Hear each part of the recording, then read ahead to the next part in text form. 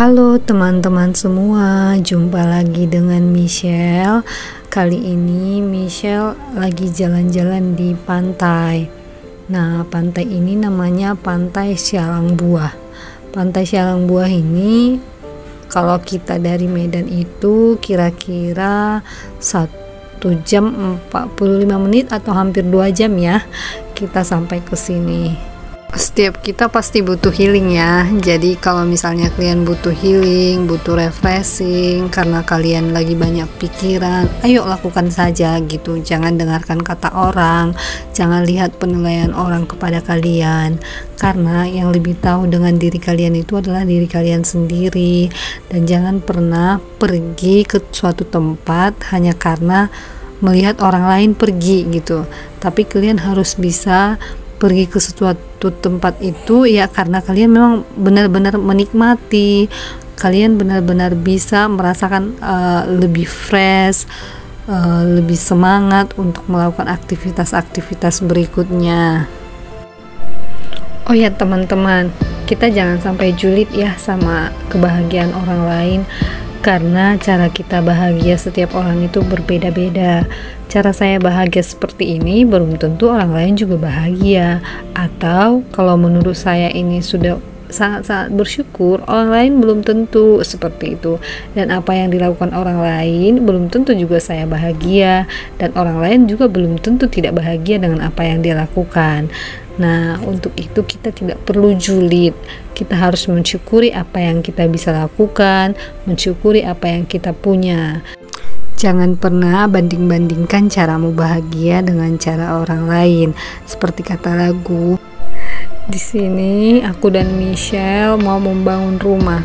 Kata Michelle sih ini namanya rumah putri salju. Rumah putri salju kok bisa ada di tepi pantai ya? Saya juga tidak tahu apa imajinasinya. Tapi begitupun kita bersyukur untuk setiap imajinasi anak. Oh ya, bicara soal anak, pengalaman saya pribadi, saya tidak mau membanding-bandingkan antara anak saya dengan anak orang lain. Dan stop ya untuk para netizen 62 untuk selalu julid setiap perkembangan anak orang. Setiap orang itu perkembangannya berbeda-beda. Kalian kalau jadi ibu, kalian akan merasakan kalau misalnya ada orang lain yang bilang, ih anaknya kok kurus, ih anaknya kok lambat bicara ya, dia nggak seperti anak yang sana ya, anaknya kucel, anaknya seperti ini gitu. Jadi kalau misalnya orang tuanya mendengarkan kalian ngomong seperti itu sangat menyakitkan. Sebelum kalian bilang seperti itu pun, seorang ibu itu pasti sudah merasa insecure gitu. Sebelum kalian mengata-ngatai yang seperti itu, seorang ibu itu pun pasti merasakan seperti itu. Jadi mereka sudah pasti berusaha yang terbaik untuk anaknya. Ya mungkin ada hal-hal yang membuat anaknya lebih lambat daripada yang lain, tapi tidak seharusnya kalian menghakimi. Bukan berarti ibunya yang tidak becus, bukan berarti ibunya yang tidak tahu merawat anak. Jadi kalaupun misalnya berkomentar, ada baiknya komentar yang positif-positif aja ya, yang mensupport ibu, yang mensupport semua kaum ibu untuk perkembangan anaknya. Ya, kalian juga pasti merasakan kok kalau misalnya kalian nanti menjadi seorang ibu.